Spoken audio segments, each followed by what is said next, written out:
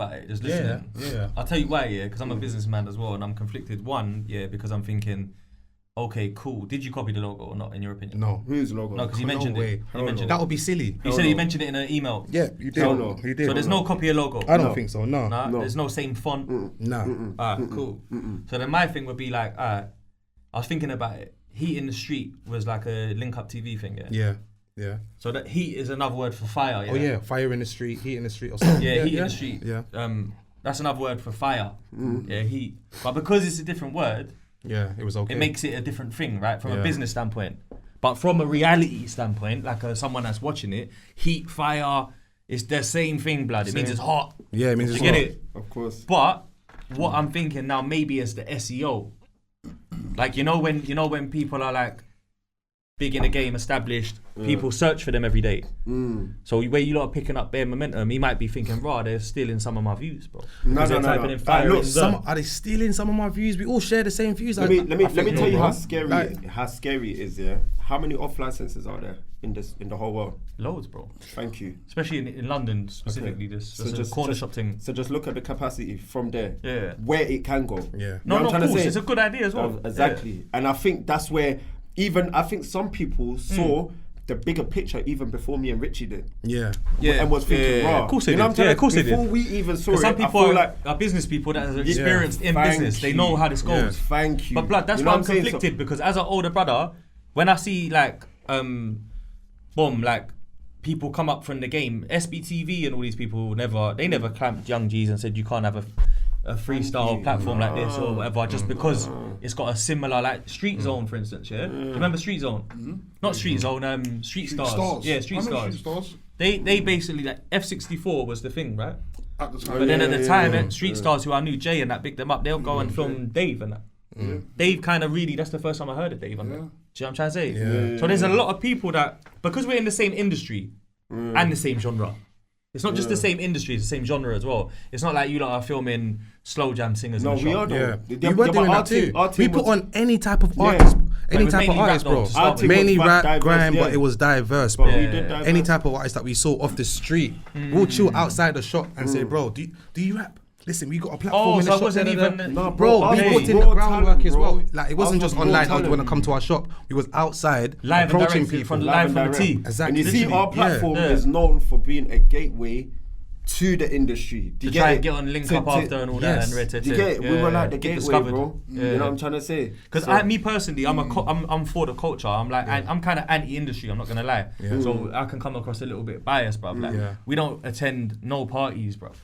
The parties that we attend, bro, is like our guests. No Diddy, no Diddy over here. We don't do Diddy, you get me? We're not on all that. Yeah, I get like, you get it? Like for us, this is our little. This is as far in the industry as because we've been in the game, done different things, but like we've like from working with platforms and everything and that. But bro, we're at a stage in our life where we enjoy this chat with real people on a Sunday, and then we put it out, and if you like it, you like it. If you don't, you don't, and we don't care. Innit? We don't care. We don't ask, we don't ask no blogs for reposts. We don't pay for no promotion. Everything's organic from the ground up. Man's on the way here today. I'm getting stopped on the road by youths.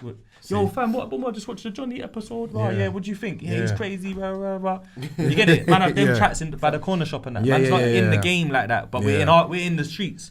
I believe the streets is more powerful though, and that's why people get scared of that, bro. Because when it starts getting popping and it's from the streets, you can't stop that. The industry can't control it. Do you understand what I'm trying to say?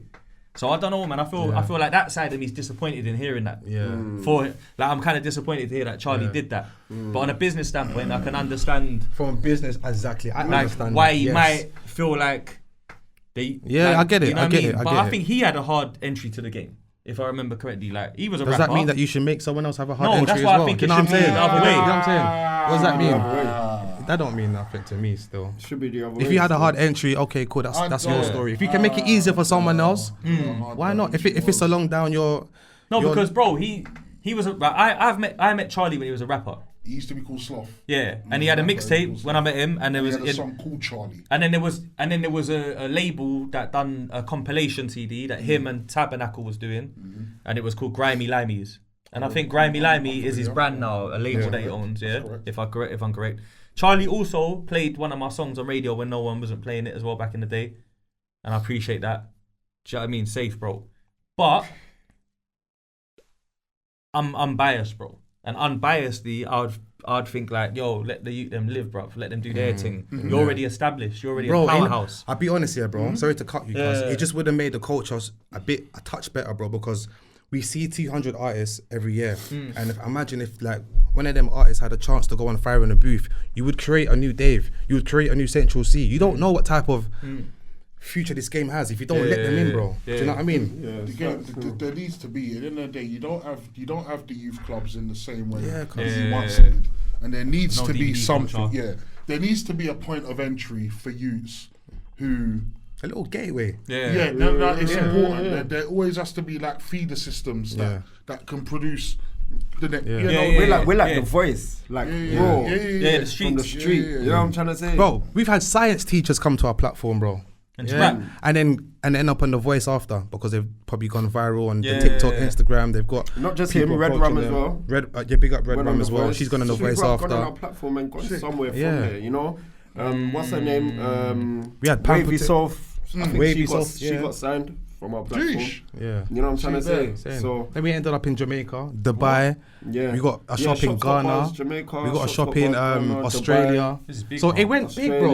You know what I mean? It went Brooklyn. big. Yeah, Brooklyn. Oh, you went to New York? No, we had People over there someone doing in it for every you. country to put on for us. This is why I said, look how scary it can be because you got off licenses. So this letter, email, it's just like a friendly email. Nah, man, that was not friendly, bro. No Cease way. and desist or something. Cease and desist. Along them lines. No, that's exactly what. Like if you don't stop saying fire in a shop, we're gonna lock off everything. We're gonna send basically. cease and desist. Yeah, it was an infringement letter. So the cease and desist was next. Yeah, was next. Basically, But apparently they couldn't have sent us a cease and desist. Apparently, maybe it was a threat. Apparently it was a threat. You get what I'm trying to say? Yeah. And whatever it is, if it was a threat, it worked. And then because you took the advice of other we industry ended up cats, going back and forth, bro. There was a lot of But people in-house told us, don't arguments, change bro. your name. People in the industry, don't change your name. It's cool. Don't do that. When we got the letter, change your name, bro. It's best you change your name. Do you know what I mean? Okay. So it just the narrative kind of changed. Bro. How? So obviously you did end up changing the name, right? Yeah. But let me ask. Westwood wouldn't have done that. I don't think so. We got Tim, man. But let me ask you. Still big him up, man. Let me ask you. No, wait. Can I just say one thing? Can you hold the fort? Of course, yeah. All right. Boom. I'm gonna play devil's advocate again, yeah. Because boom. All right. Westwood, yeah. Hypothetically, Westwood. He would have. Let me land. I've got a point here. I just thought about it for 10 minutes, yeah. Westwood hypothetically emulated FunkFlex, right? FunkFlex, big radio DJ, Hot 97 from New York. Shells down radio with bangers, yeah. Drops bombs. Shouts over, you know what it is, New York City. Sure. Stand the fuck up. No papoose, whatever. You get me? Agreed. Cool. So he does his thing. He's a vet in the game. But Brucey B and that come before him. Old school. You won't even know them. They're the DJ that's playing and paid in full when they walk in the club. And Okay. That, yeah. Harlem. Right. Boom. Next, after that, cool. Westwood's in England doing the English version, yeah? But he's doing it good because he knows hip hop. He was a hip hop fan. He had the sickest Friday night show, bro.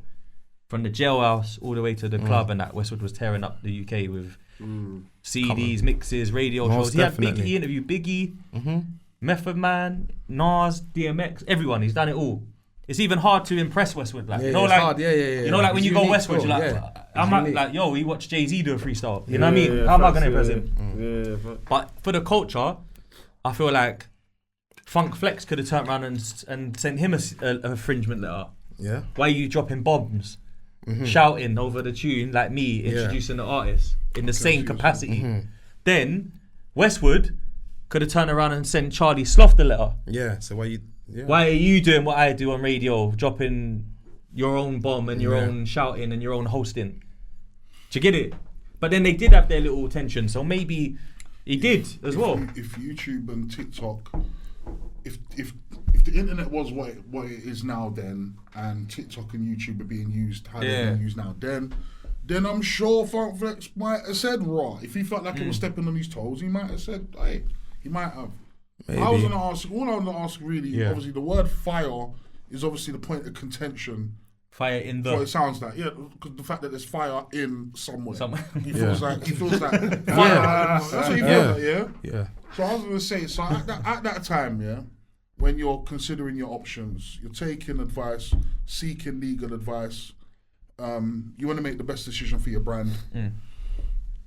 How pivotal at that time did you guys feel the whole fire aspect was to what you'd built? I kind of feel like it had a big impact on why it actually went viral as well, because the name was familiar. Fire Render is familiar because of Fire in the Booth. First of all. So that's what rubbed him up the wrong way. I think so. I think so. Still, I can understand that aspect of it. Of course, I can understand that from a business standpoint only, not culturally. Because they used to fire in the booth. Everything's fire in the booth. Now you're seeing fire in the shop. Do you see it like you kind of know, from a legal standpoint, you kind of know what was done, but then at the same time, it's a thing where it's like, what, bro? Because I think you kind of said it. It was almost like, bro, like, look at what man's doing though, and what man's doing for the people, and where it's coming from, and what we're achieving from it, that type of thing. That's what I actually.